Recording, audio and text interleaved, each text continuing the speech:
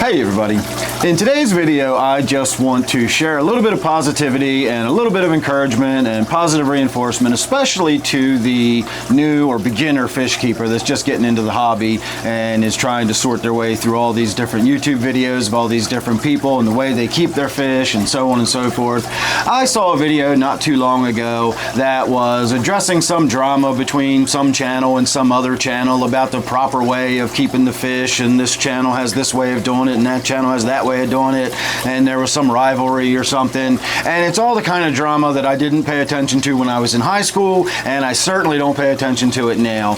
But I have noticed over the years that there are certain schools of thought, or these sort of camps that people collect into, that seem to think there's some sort of correct way of keeping fish. It's either this method or it's that method, or it's this type filter, or if it's that type filter, and there's just not. There really is no correct way of keeping fish. I've said this before. I try to make this a regular theme on my channel. In fact, Swim Your Own Way is my logo on the channel, and I highly encourage people to do just that. Swim your own way. Do your own thing. Do what you like. Do what is good for you.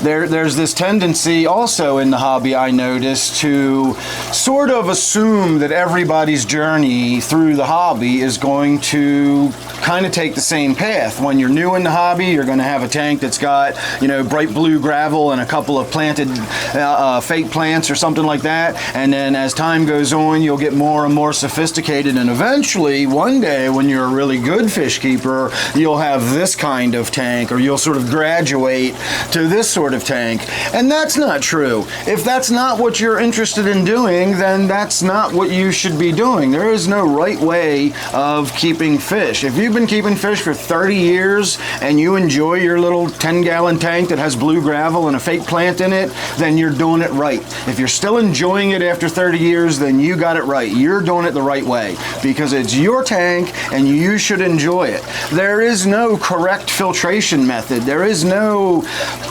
correct way whether it should be planted or not planted, or deep substrate or layered substrate, or a bare bottom versus this kind of bottom.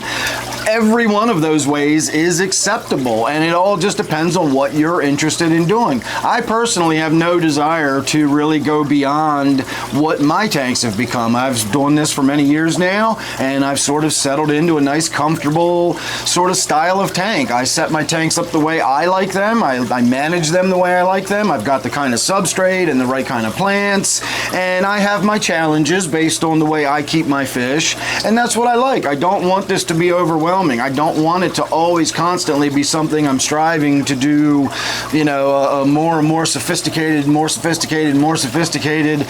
I'm not interested in that, and it doesn't make me wrong for not being interested in that, and you're not wrong if you're not interested in it either.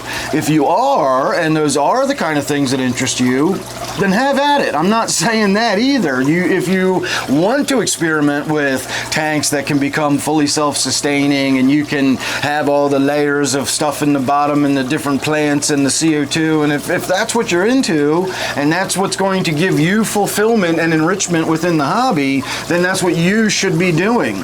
But I'm never going to be one that tells anybody else that they're doing it wrong, or that you shouldn't keep fish that way, or one day when you get better at keeping fish, you'll be doing this or that. That's not my place to say. If you like a sunken pirate ship and big neon plastic vibrant colored plants or whatever, that's not my style. But if it's yours, then that should be in your tank, because it's your tank and it should be set up the way you like it. And don't let anybody else tell you different. Don't get caught up in all of the, this is the way to do it, or this method or that method or whatever. Because remember, a lot of these methods have people's names attached to them, and if you've got a method that has your name attached to it, you're probably going to promote that method as the way that you're supposed to keep fish or whatever. That's not necessarily true, though. It's the way that person may want you to keep fish or whatever, but it's not the way that you have to keep fish. You can keep fish however you want. My only criteria is that you try to keep the fish healthy, you try to keep them in an appropriate and proper conditions, you try to keep them with proper tank mates, proper tank size, all of that kind of stuff. As long as you're taking care of the animal's health and well-being.